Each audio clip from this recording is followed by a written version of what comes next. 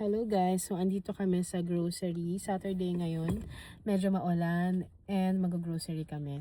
So ang budget namin for this week is $300. So tingnan natin kung kasya ba or mag-fit ba yung kailangan namin dun sa $300 na budget namin for this week. Wait, maagad yung ka? Let's check.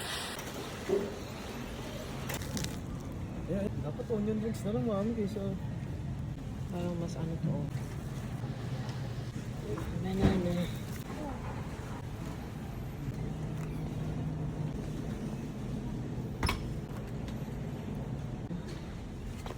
Oh, yay! Pika!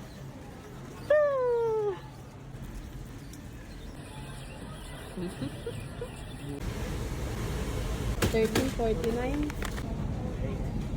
cream para sa pasta. 350. Sardines for the pasta. Ano lang, millionaires, claim it. Nainit na yung bata. Oh, where are we going? Hello! Ay! Oh, what's that? Nakakita ng pusa. Pasta. Flowers. Tinuturo yung mga flowers.